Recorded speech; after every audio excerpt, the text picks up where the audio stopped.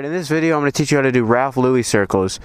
At this point you should be pretty comfortable doing your typical staggered circles, like left foot on the peg, right foot on the step plate, or if you circle to the right it's the opposite way. Those should be pretty much dialed in, like tight, wide, whatever, like controlled. Get that dialed in before you start trying circle alternatives. After you do staggered, double back peg was the next thing that I tried. And I think I did Ralph Louie, and then seat stander. The way I started learning Ralph Louie circles was, like most stuff, I started in that position first. So I got on the bike basically like this. Hopefully you can see that. Hopefully my kickstand has a brake. And basically stood like this and kind of offset my weight to the right side and then just clutched up from there. I tried to get into the circle that way, which after kind of learning a couple other ways, it's probably not the easiest because it's such a weird way to clutch up, because you have to kind of like hold the bike off to the side when you clutch up because all your weight's on the inside, and if you don't, you'll pretty much just dip into the circle right away. I tried to clutch up straight line just for a little bit and then dip in, so it wasn't immediate. And like everything, I just kind of took them wide first and then tried to tighten them up as I got more comfortable. So you can do it that way if that way works for you and is semi-comfortable. You can try it that way.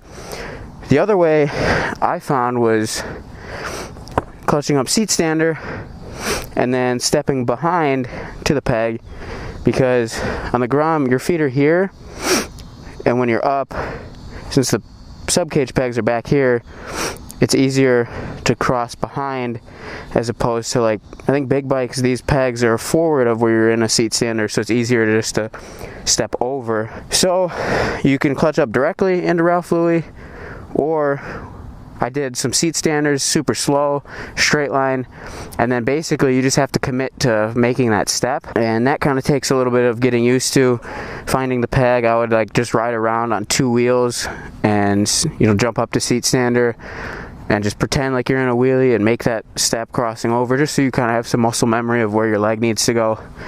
And basically I would start here, clutch up, and try and cross over, and a lot of times I just ended up where that truck is because I took too long to commit to the step, and when I did, I was kind of out of room, or I was chasing them. That's another thing. When you kind of know how to circle, you kind of know all the like fundamentals behind doing circles, so not a lot changes. But when you're kind of in the Ralph Louie, you just have to kind of remember that all your weight now is on this side of the bike, so you're kind of like offset a little bit to try and just keep everything, the center of gravity, aligned, I guess. When you're staggered, you're kind of more over the middle of the bike. Seat stand, you're right on top, double back peg, you're straddling. But when you're in Ralph Louie, you're heavy on the inside, so you kind of have to keep the bike a little bit to the outside of you. Like I said in a previous video, learning how to stall in all the positions is very useful, and will be very useful in this case too. So I would stall circles in the staggered, stall them in double back peg, stall them in seat stander first. First thing we're going to do, I'm going to show you the seat stander stalls that I worked on before doing seat stander circles and stepping into Ralph Louie. So just get into your seat stander, clutch up. I try and get nice and slow.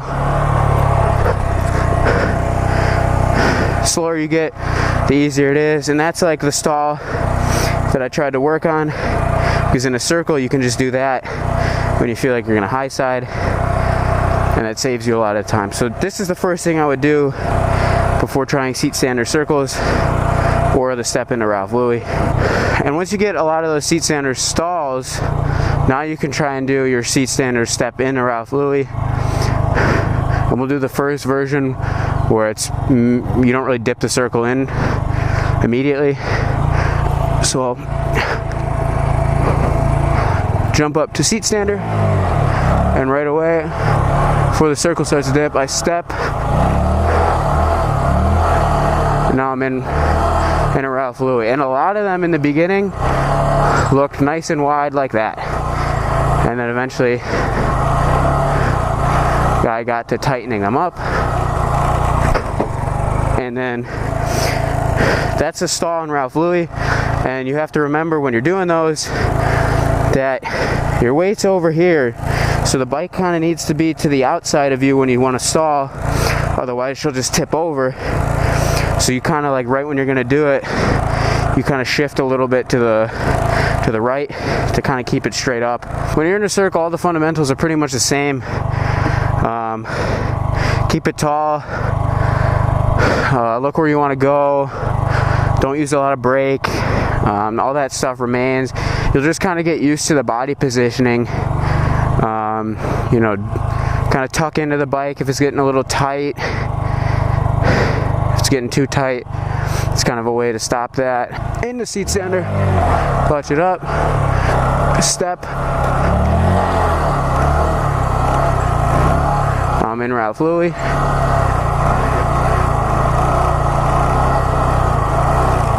Tucked in because it started getting a little tight. The second way, it'll be a seat stander circle kind of tight, and then we'll step into Ralph Louie. So get the seat stander circle going.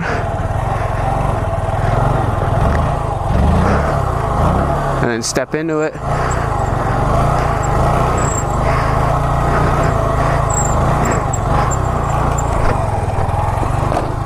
Usually I can get back into seat stander, but I'm kind of struggling today. So those are the two ways. The easiest way, like I said, is to just clutch up seat stander, learn your stalls first just in case, and then step into it. The best thing I can say is kind of keep most of your weight on that left leg, but still keep the bike straight, so when you transition, that weight shift isn't really that great of a difference. And then the quicker you step, the better things usually turn out. The longer you kind of wait to step into there, you take a long time to find the peg, it's usually less successful of an outcome. One other way I like to get into Ralph Louie that's a little more advanced is jumping to it from staggered, which this is more of just a commitment trick. Just clutch up double back peg, step to staggered, get the left foot towards the edge of the peg so I have some room for my right foot to land. Then when it's feeling comfortable, I'll just hop to it like that.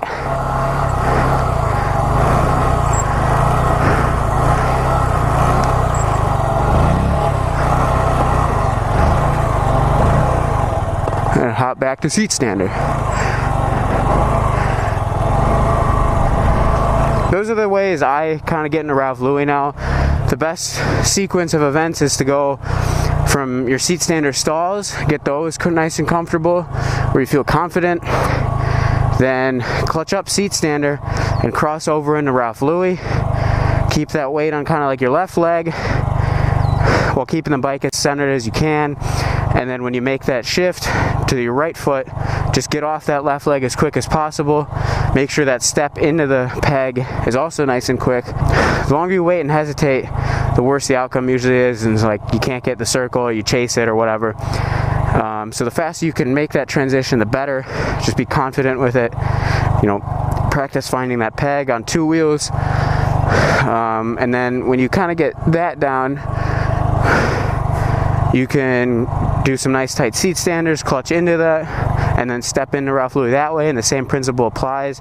You just want to think of like all your weight's on your left leg in the seat stander, more or less, and you kind of like have this pole that you're like, and there's an imaginary pole that you kind of like rotate around, and that's like your, I don't know, I'd call it the center of gravity, and your like left foot is aligned with that pole. So when you step to Ralph Louie, you want your right foot to also stay aligned with that pole, so you continue, you know, your rotations. You don't high side, you don't dip in too far, and then you can jump to it like I just did from staggered, and that's literally just making space. I like to make space for my foot just so I can slide it off easier, but you literally just do your staggered circle and you hop with the right foot to that peg and take your left foot off simultaneously, so you have a place to land, and you're in the Ralph Louie, and nothing really happens with that. I like to kind of be in a nice stable spot where the bike isn't in too far of a dip before I make that jump. And then you can also try clutching up directly in Ralph Louie, which I don't do anymore, but that's how I first learned, is I did it that way. I like to do that normally with everything that I do, is kind of just clutch up in that position first and then make the transitions, because that way at least I have some sort of feeling of like what that new position is going to feel like.